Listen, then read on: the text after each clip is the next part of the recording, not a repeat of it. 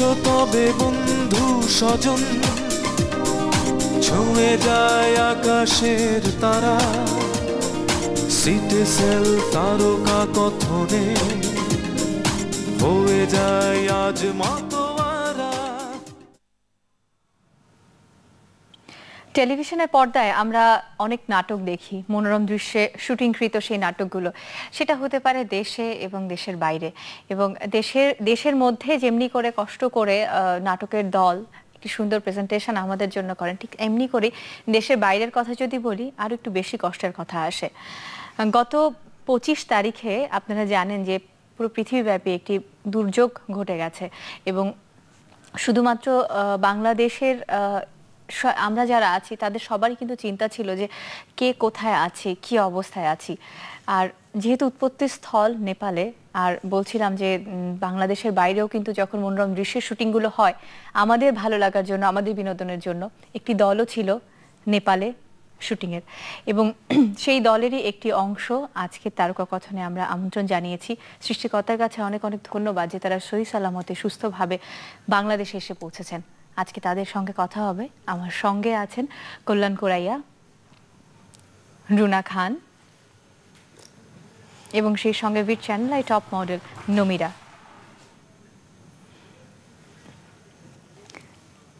স্বাগত জানাবো কি, সৃষ্টিকর্তার কাছে ধন্যবাদ তো জানিয়েছি যে আপনারা এসেছেন সুস্থভাবে, কিন্তু সেই সময়টা কেমন ছিল, কি অবস্থা ছিল, এমনি করে যদি বলতে যাই, জানতে চাই হয়তো একটা গল্পর মতো হবে, কিন্তু আপনারা জানেন কতখানি কাছ থেকে ওরকম একটা মৃত্যুর মুখী অবস্থা থেকে আপনারা ফিরে এসছেন। একটু আমি শুনতে চাই, একটু জানতে চাই আমরা।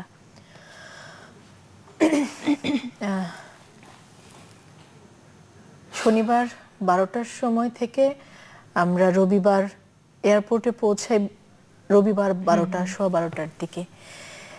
এই যে পুরো সময়টা, এই পুরো সময়টার গল্প, এই পুরো সময়টার কথা যখন আমরা এখন বলছি আমাদের পরিবারের কাছে, বন্ধুদের কাছে, অথবা আপনাদের সাথে এখানে যখন শেয়ার করব, আপনাদের কাছে মনে হবে আমরা গল্প বলছি, আমরা ঘটনাগুলো বলছি, কথা বলছি।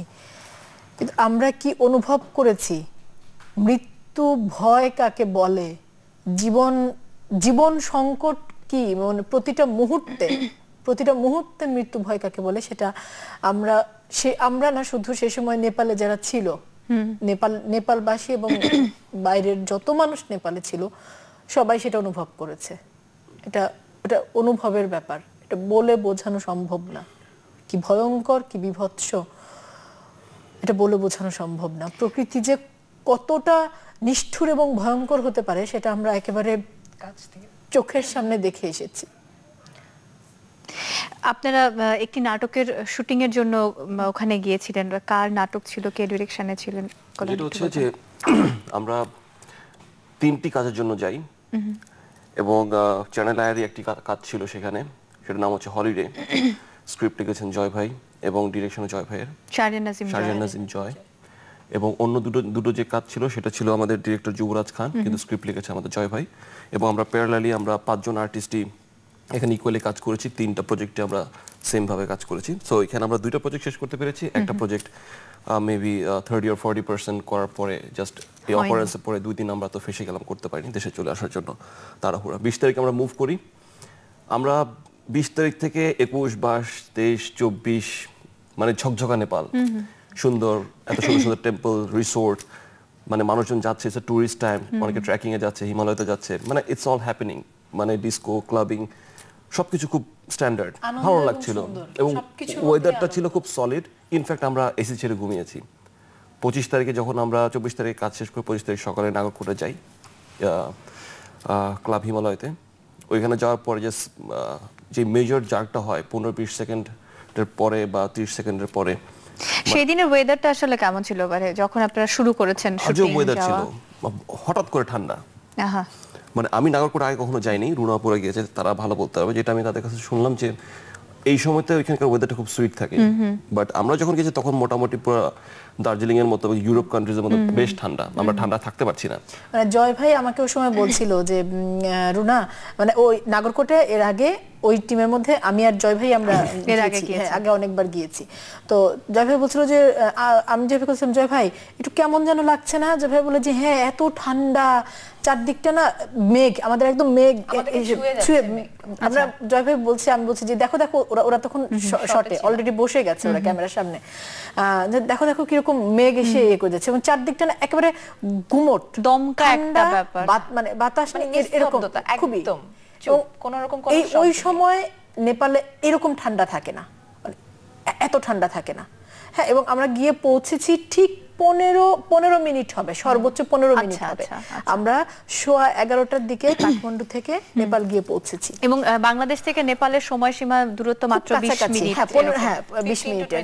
তো 11:15টার দিকে গিয়ে পৌঁছেছি। গিয়েই যুবরাজ, ওদিনের ডিরেক্টর ছিল যুবরাজ কল্যাণ আর নমিরাকে নিয়ে প্রথম সিকোয়েন্সটা শুরু করে এবং যুবরাজ বারবারই চাচ্ছিল যে সে প্রথমে রিসোর্টের ভেতরে কাজ করবে। জয় ভাই বলল যে না, ভেতরে না, আপনি প্রথমে, আমরা তো এখানে কাজ করবই, প্রথমে আপনি এখানটা শুরু করেন, তারপরে আমরা ভেতরে যাই। ঠিক আছে, তারপর যুবরাজ ওদেরকে নিয়ে কাজটা শুরু করলো। পরের সিকোয়েন্স হচ্ছে আমার আর জয় ভাই। তো জয় ভাই এরকম রিসোর্টের উপরে একদম সাইডে একটা জায়গা, সেখানে বসে আছে। আমি জয় ভাইয়ের কাছে বললাম যে জয় ভাই আমার ব্যাগটা দিয়ে আমি একটু আসছি, আমি একটু ফ্রেশ হয়ে আসছি।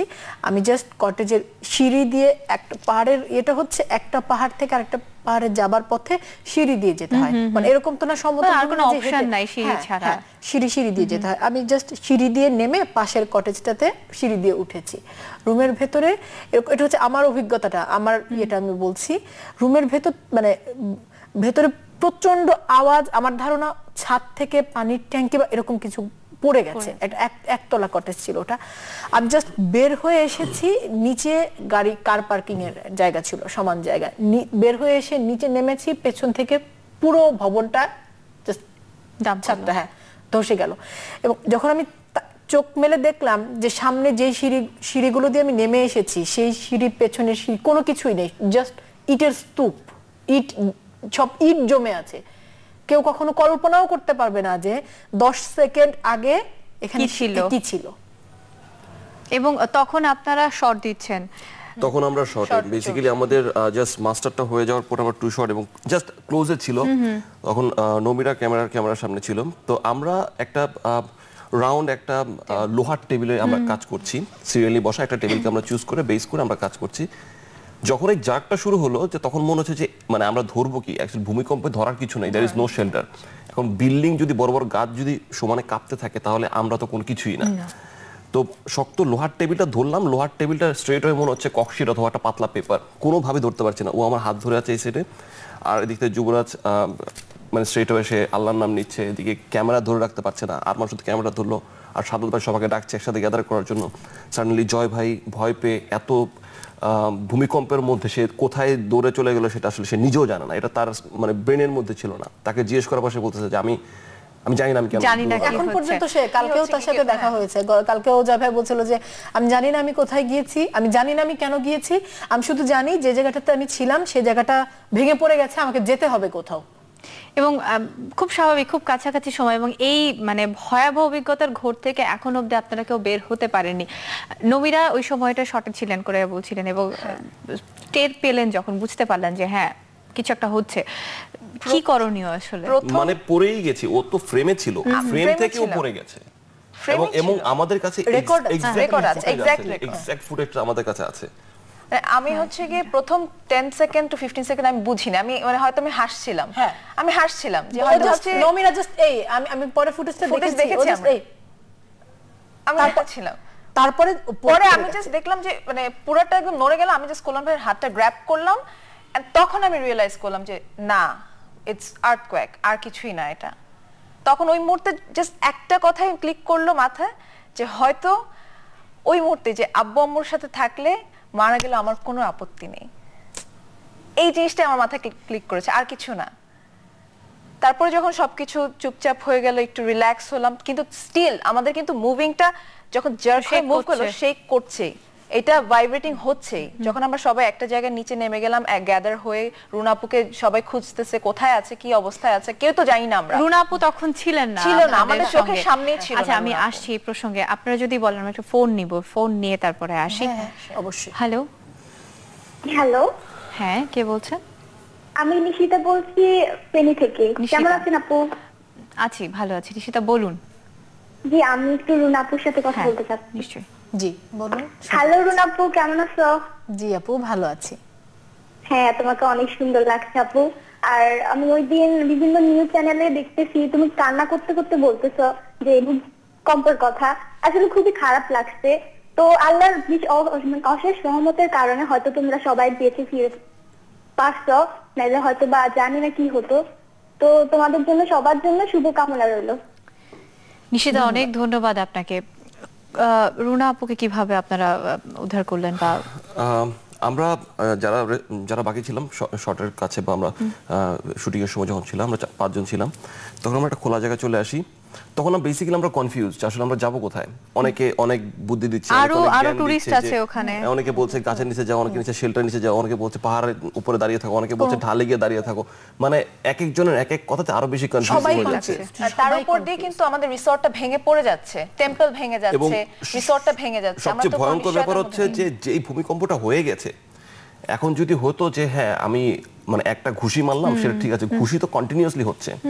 তো ওই অ্যাটাকের পরে যদি আমরা মনে করি যে না থেমে গেছে, যা গেছে, বেঁচে গেছি, কিন্তু বেঁচে যাই নাই, এবং ওইটার আফটার শক, আফটার এফেক্ট একচেটিয়া হচ্ছে, এবং ধামাকা হচ্ছে। এখন যেটা হচ্ছে যে আমরা নিচে নেমে গেছি, নিচে নেমে যাওয়ার পরে কিন্তু পাহাড়গুলো কিন্তু মানে যে পাহাড়ের উপর আমরা পরে শেল্টার নিয়েছি, ওই পাহাড়ের নিচে কিন্তু অনেক গভীর। মানে ওই পাহাড়টা যদি ভেঙে পড়ে যায়, আমরা 300 ফিট খাদ। হ্যাঁ, মানে কল্যাণ ভাইয়া হেঁটে ওখানে যাচ্ছে, কেউ ওখানে হেঁটে চলে যাচ্ছে, জয় ভাই হেঁটে চলে যাচ্ছে। আমি যে বললাম যে আমি একটা কার পার্কিং এ ছিলাম, সেখানে একটা সময় আমি প্রথমে জয় ভাইকে ডেকেছি, কারণ আমি জয় ভাইকে বলে গিয়েছি, আমার মাথায় কাজ করছে যে অন্য কাউকে, ওরা কেউ জানেও না যে আমি কোথায়, ওরা শর্টে ছিল, ওরা জানে না, শুধু জয় ভাইকে আমি বলে গিয়েছি। আমি জয় ভাইকে ডাকছি, আমি তো জানি না যে জয় ভাই ওখান থেকে দৌড়ে চলে গেছে, কোথায় গেছে সে নিজেও জানে না। তারপর একটা সময় দেখি শাহাদত ভাই, আমাদের আরেকজন আর্টিস্ট, উনি আজকে এখানে নেই, উনি শাহাদত ভাই আসছে, এবং ওই অতটুকু উপর থেকে, মানে আমি যদি উচ্চতার হিসেব করি তাহলে 3 থেকে 4 তলা ভবন উঁচু, হ্যাঁ, সেই জায়গা থেকে, তখন কিন্তু কোনো সিঁড়ি নেই, শাহাদত ভাই ওই উঁচু থেকে দৌড়ে এসে আমার পর্যন্ত পৌঁছেছে। আপনি হাতে পায়ে ইনজিউর তখনই হয়েছেন? না, আমি জানি না শাহাদত ভাই কিভাবে আসলো, এবং জাস্ট এসে আমাকে ধরে বলছে যে ওকে, আমরা ঠিক আছি, চল। ওখান থেকে নিয়ে বের হলো। তারপর আমরা রিসোর্টের বাইরে রাস্তায়, ওই যে নমিরা যেটা বলছিল যে একটু নিচু একটা পাহাড়, মানে একটু নিচু, ওটার থেকে 10 ফুটের মতো নিচু, কিন্তু সেটার নিচের খাতটা হচ্ছে 300 ফিট নিচে, হ্যাঁ, এবং তার উপরে সমতল জায়গাটা হচ্ছে একটা ঘরের সমান, পাহাড়ের মাথার একটা ঘরের ভেতরে যতটুকু জায়গা থাকে। তখন জয় ভাই আমাকে বলছে চলো আমরা এখানটায় গিয়ে একটু বসি, যেহেতু সমান জায়গা, আরো যারা টুরিস্ট আছে। জয় ভাই নেমে গেছে, আমি নামছি, তখন আরেকটা কাঁপুনিতে আমি পড়ে যাই, এবং সে পড়ার পরে আমি শাড়ি পরা ছিলাম, আমি জাস্ট পাহাড়টা দেখে কল্যাণ, আমি কিছু বুঝতে পারছি না। কল্যাণ জাস্ট, আমি দেখি কল্যাণ চোখ মানে কাঁদছে, ওর চোখে পানি, আমাকে বলছে যে আমি কি করবো, আমি কি তোমার পাটা ধরবো, আমি টান দেবো? আমি বলছি কল্যাণ, আমি কিছু বুঝতে পারছি না, তুমি যা খুশি করো, যেটা হয় করো। এর মধ্যে জয় ভাইয়ের 2টো শাল উনি পেঁচিয়ে আছে, একটা আমার, একটা নমিরার। কল্যাণ জয় ভাইয়ের মাথা থেকে একটা শাল টান দিয়ে নিয়ে ছিঁড়ে আমার পাটা বেঁধে দেয়। যখন পাটা বাঁধছে, তখন আমি দেখতে পাচ্ছি যে আমার হাতে রক্ত পড়ে বেরিয়ে যাচ্ছে। তার আগ পর্যন্ত আমি বুঝিনি আমার হাত কেটেছে। আমি বললাম ও আচ্ছা, কল্যাণ হাতও তো কেটেছে। আমি জয় ভাইকে বলছি, জয় ভাই তুমি হাতটা বাঁধো। জয় ভাই জাস্ট এই, হ্যাঁ কি, এই কোনো বোধ করছে না, কিছু নেই, সে কিছুই, জাস্ট আমাকে বলছে হ্যাঁ কি, মানে ওর কিছুই না, আর কোনো কথাই বলছে না, এবং নড়ছেও না, দাঁড়িয়ে আছে চুপ করে। কল্যাণ তারপর আবার কাপড় ছিঁড়ে হাত বেঁধে কোনো মতে আমাকে সেখান থেকে তুলে, আমি জানি না ও কিভাবে তুলেছে আমাকে, ওর মধ্যে কন্টিনিউয়াস কিন্তু কাঁপছে, একটা মানে থেমে যাওয়া, বন্ধ হওয়া, স্থির হওয়া সেরকম কিছু না। ওর মধ্যে তুলে নিয়ে বসে, এবং তারপরের বাকি 25-30 মিনিট সময় আমরা সবাই ওখানটাতে বসা। এবং সেই একটা জিনিস আমি বলবো, ওখানে এক জোড়া নেপালি দম্পতি ছিল, মালবিকা এবং রিয়াজ। আমাদের কারো কোনো ফোন, ওয়াইফাই কিছু কাজ করছিল না। তো ওর হচ্ছে নেপালি ফোন, নেপালি সিম কার্ডের নেটওয়ার্ক। ও তখন আমাকে বলছিল তোমরা কি দেশে জানাতে চাও? আমি তখন আমার হাজবেন্ডকে ফোনে না পেয়ে আমার বোনকে জানাই যে জয়িতা, এখানে অনেক বড় ভূমিকম্প হয়েছে, আমরা সবাই ভালো আছি, বেঁচে আছি, আমরা সবাই বেঁচে আছি, ভালো আছি, এটা এশনকে বল আমার ফেসবুকে ঢুকে একটা স্ট্যাটাস দিতে। কারণ আমার কলিগরা, ওই টিমের সবাই আমার ফেসবুকে আছে, ফ্যামিলি মেম্বাররা দেখতে পাবে, জানতে পাবে যে আমরা বেঁচে ভালো আছি। আমি এটাই বলেছি, ততক্ষণে কিন্তু অলরেডি আমার হাত কাটা, পা কাটা সব হয়ে গেছে। আমি মুভ করতে পারছি না। কল্যাণ, নমিরা, জয় ভাই ওরা আমাকে ধরে ধরে, সাদত ভাই ওকে ধরে ধরে তুলে নিয়ে যাচ্ছে। তারপর আমি এটা করেছি যে কারণ ওই মুহূর্তে দেশের মানুষকে বা আমাদের পরিবারকে জানিয়ে লাভ নেই যে আমাদের এই হয়েছে, হাত কেটেছে, পা কেটেছে। তারা জানুক যে আমরা এবং আমাদের আরেকটা যেটা ছিল যে আমরা তো জানতাম না যে পরে কি হবে, এর পরে কি হবে। আমাদের দেশে সাধারণত যেটা হয় যে ভূমিকম্প হলে পরে থেমে যায়, বাস একটা হলো শেষ। কিন্তু এটা যে একটা কন্টিনিউয়াস প্রসেস, চলতেই থাকবে চলতেই থাকবে। এটা তো উই হ্যাভ নো আইডিয়া। আমাদের নিশ্চয়তা ছিল না যে আমরা পাহাড় থেকে নামতে পারবো। এবং ওটাতে একটা ভুল, মানে একটু ভুল বোঝাবুঝি হয়েছে। অনেকেই দেশে ভেবেছে যে আমরা খুব ভালো আছি, নিরাপদে আছি, কিন্তু ওটা আসলে আমি এই জন্য করেছিলাম। এবং ওই স্ট্যাটাসটা কিন্তু আমি দেইনি, আমার হাজবেন্ড দেশ থেকে দিয়েছি আমার ফেসবুকে ঢুকে। এবং পরবর্তী সময়টা, আমাদের পরবর্তী সময়টা যে কি ভয়ঙ্কর, কি অনিশ্চয়তা, কি অনিরাপদ, এটা পৃথিবীর কাউকে বলে বোঝানো সম্ভব না। আমার ধারণা আমরা ওখানে যে 7 জন ছিলাম, আমরা 7 জনই শুধু সেটা সারা জীবন। আমি একটু কল্যাণের কাছে আসতে চাই। এই যে রুনা খান বলছিলেন বা নমিরা বলছিলেন যে আপনি ওই অবস্থায় একমাত্র আপনি ছিলেন যিনি সবটা করছেন, পা কেটে গেছে, পা ভেঙেছে, সেই জায়গাটায় বেঁধে দেয়া বা রুনাপুকে তুলে নিয়ে আসা। হয়তো আপনি জানেন না ওই সময় আপনি কি করছিলেন, কি অবস্থায় ছিলেন, তারপরও একটু জানতে চাই যে কি মনে আছে, কি অবস্থা, কি করছিলেন, কিছু কি মনে আছে? আমি অ্যাজ এ পারসন কোনো কিছু মাথায় নিই না, খুব ড্যাম কেয়ার টাইপের আমি চলাফেরা করি এবং আমার মধ্যে ইমোশনগুলো খুব কম কাজ করে, খুবই রিয়েলিস্টিক আমি। কিন্তু যেটা আমি বললাম যে আমাদের যেই জার্কটা আমরা খেয়েছি, ওটা আমি যদি ফিল করতাম যে হ্যাঁ এইটাই ম্যাক্সিমাম ফেস করা শেষ হয়ে গেছে, এরপরে কিছু নেই, তারপরে ক্ষণে ক্ষণে ক্ষণে ক্ষণে আর্থকোয়েক হচ্ছে, ক্ষণে ক্ষণে ভূমিকম্প, মানে এই ভূমিকম্পের কোনো ব্যালেন্স নেই। আমরা দৌড়াচ্ছি, শেল্টার খুঁজছি, কোনো শেল্টার নাই এখানে। মানে মনে হচ্ছে একটা দোলনার মধ্যে দোলনার মধ্যে সেটাও দুলছে। আমরা দৌড়ে একটা বাজারে গেলাম, যে বাজারটা ছিল আমার উপর আমরা কি জানি না, কিছু জানি না। হ্যাঁ, বাজারটা ধ্বংস হয়ে গেল। তারপরে ওইখান থেকে আমরা যাবো কিভাবে, রাস্তা ভেঙে যাচ্ছে, এতে গাছ পড়ে আছে, বিল্ডিং ধসে পড়ে যাচ্ছে, মানুষ কাঁদতেছে এবং কন্টিনিউয়াসলি হচ্ছে, এবং এটার আমরা কোনো রেজাল্ট জানি না। এক প্রকার তখন আমার খারাপ লাগছিল যে ইন আ সেন্স যে আমি যদি চলেও যাই, আমি যদি না থাকি, এটা খুব বড় কিছু না, জাস্ট আমার ফ্যামিলি বা আমার দেশের লোকজন যারা আমাদের নিয়ে ভাবছে বা যারা আমাদেরকে পছন্দ করে, সেই জায়গা থেকে আমি আর ধরে রাখতে পারিনি, আমি খুব কান্না চলে আসছিল। তারপরে দেখছি যে আমার থেকে ভয়ঙ্কর অবস্থা রুনাপুর, আমার থেকে ভয়ঙ্কর অবস্থা আরো অন্য মানুষের। তখন আমি নিজেকে সামাল দিব না অন্যদেরকে সামাল দিয়ে বুঝতেছি, যতটুকু আমি পেরেছি আমার ক্যাপাসিটির মধ্যে ছিল আমি সাহায্য করছি। তারপর আমরা ওপরে গেলাম, ওপরে ইনফ্যাক্ট আমি রিসোর্টের ভেতরে গিয়েছি, যে রিসোর্টটা অলরেডি ধ্বংস হয়ে গেছে। আমি আমার ক্যামেরাম্যান ওকে নিয়ে বলছি চলো যাই, যদি ওয়াইফাই পাই তাহলে আমি অ্যাটলিস্ট জানাবো, বাসায় অ্যাটলিস্ট জানাতে চাই যে আমরা ভালো আছি। আমরা ভালো আছি মানে ইট ডাজন্ট মিন যে ওই আটাকে আমরা ভালো আছি, এটা আমাদেরকে এফেক্ট আমরা করেনি বেঁচে তা আছি না। আমরা শুধু পরিবারকে এটা জানাতে চেয়েছি যে আমরা এখনো বেঁচে আছি।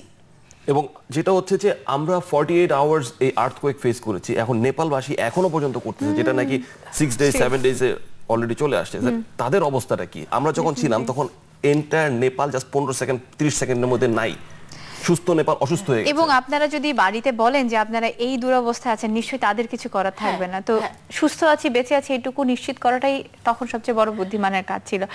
ওই জায়গা থেকে এয়ারপোর্টে পৌঁছানোর ব্যবস্থাটা আসলে কিভাবে করলেন? ওই জায়গা থেকে আসলে ওই জায়গা থেকে হাই কমিশনে খুব সম্ভব আপনারা যোগাযোগ করেছেন। সবচেয়ে কঠিন ব্যাপার হচ্ছে যে আমরা যখন ব্যাক করি, আমাদের 1 ঘন্টা ড্রাইভের জায়গা থেকে আমরা 3 ঘন্টা 4 ঘন্টায় আসি।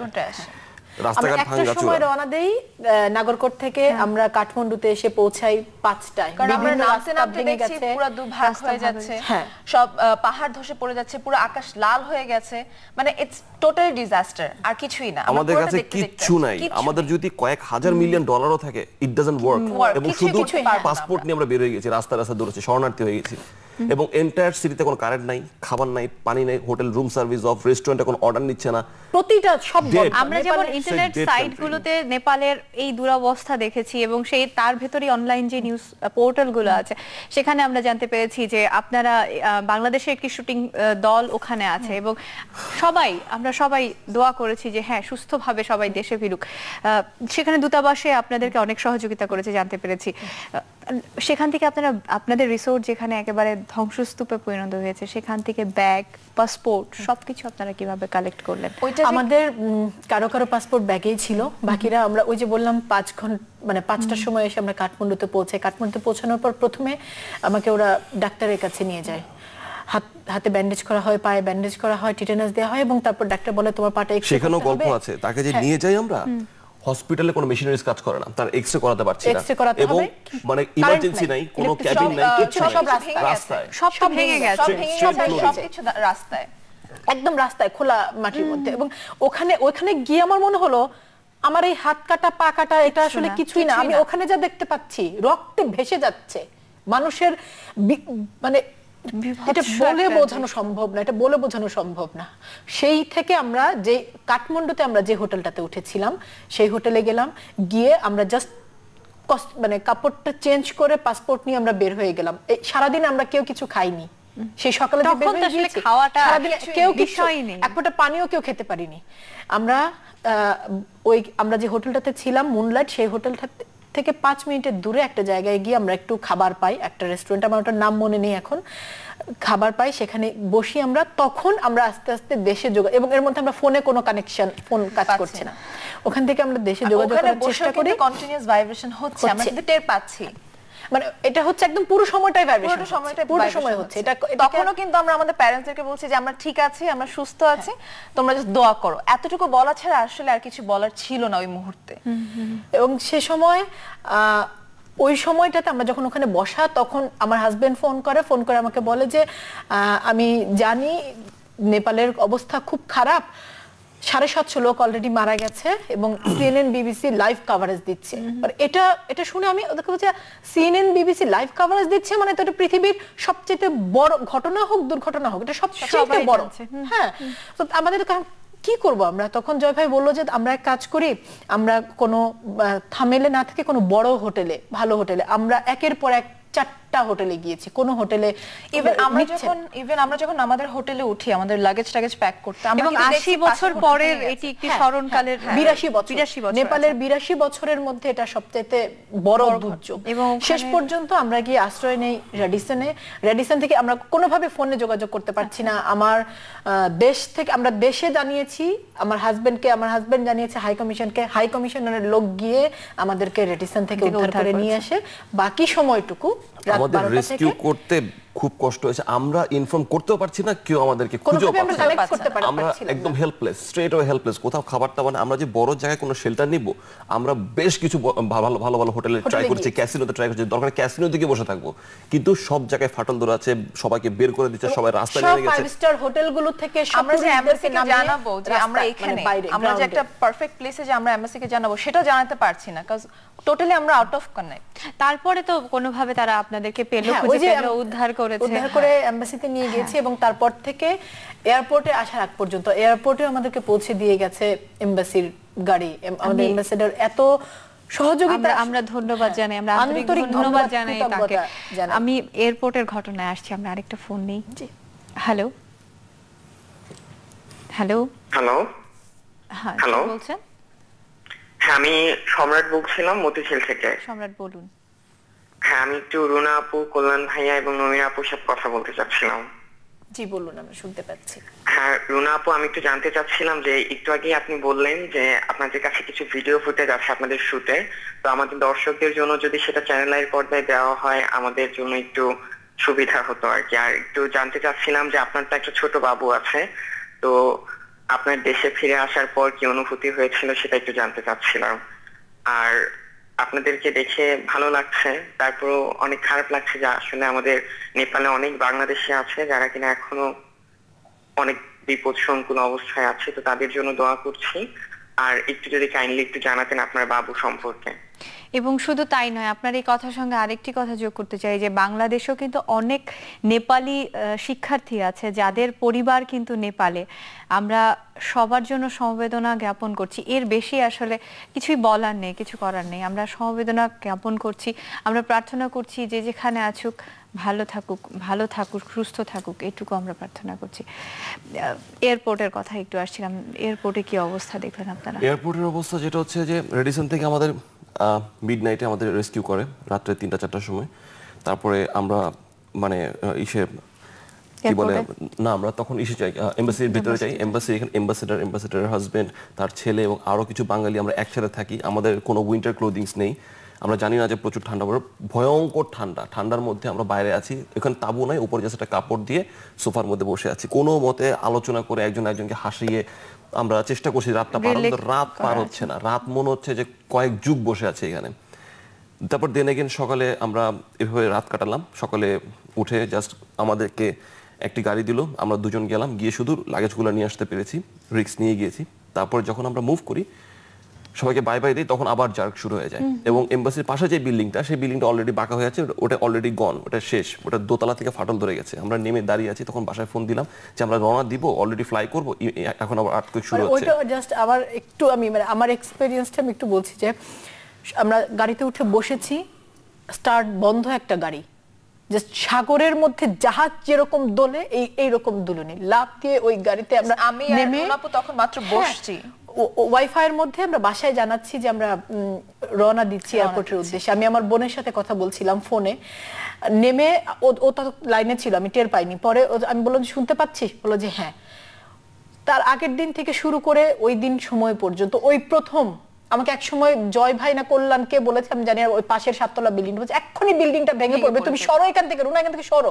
আমি পিছিয়ে আসছি, আমি তখন জয়িতাকে জাস্ট বলেছি, ওই প্রথমবারের মতো আমার মনে হয়েছে যে আমি বলছি জয়িতা যদি আমি না আসতে পারি তাহলে রাজেশ্বরীকে তোরা দেখিস। ওই সময় আমার মনে হয়েছিল যে সব রেডি, আমি এয়ারপোর্টে যাব, গাড়িতে উঠে বসেছি, ঠিক মানে গাড়ি উল্টা বলে যাচ্ছে, পাশের ভবন ধসে যাচ্ছে, আসলে কি উপায়, কিভাবে কি হবে উই হ্যাভ নো আইডিয়া। ওই মুহূর্তে কিন্তু আমরা ফোনে জাস্ট সবাই বলছি যে আমি এয়ারপোর্টে যাব, রওনা দিচ্ছি। তো তখন কিন্তু আমার সাথে আব্বু আর ওর সাথে আমার জয়িতা আপু, তো তখন আমি আব্বুকে বলছি যে আব্বু আমি জানি না কি হবে, কিছু একটা হবে। আমার হাত থেকে তখন ফোন পড়েছে, আমি ওর শিট বলে উঠে, তখন আব্বু বলে কি হয়েছে, তখন আব্বু বলছে কিছু না, যে শক্ত হয়ে বসে থাকো। আব্বু এখান থেকে বল তুমি শক্ত হয়ে বসে থাকো। আমার ওই মুহূর্তে তখন মনে হচ্ছে যে the world is end, and ওই মুহূর্তে আব্বু আবার তখন ওখান থেকে বলছে আম্মু এখানেও তো ভূমিকম্প হচ্ছে। এন্ড ওই মুহূর্তে আমরা যেই ভূমিকম্প, লাস্ট ভূমিকম্পের জন্য ওয়েট করছিলাম, আমার তখন মনে হচ্ছে যে this is the end of the world, আমি হয়তো কখনই আর আমার বাবা মাকে দেখতে পারবো না।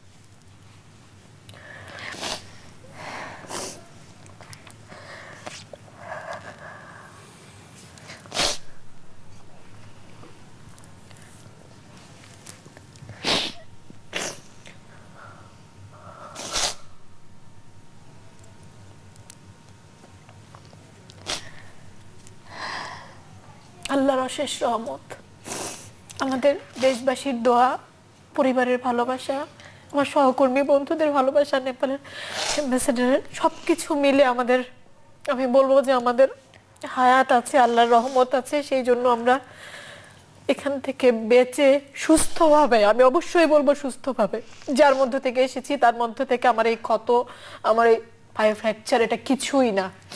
যে মৃত্যু, যেই ধ্বংস, যেই ভয়াবহতা আমরা দেখে এসেছি, তার মধ্য থেকে যে আমরা বেঁচে ফিরতে পেরেছি সৃষ্টিকর্তার অশেষ রহমত। শুনে এরপরে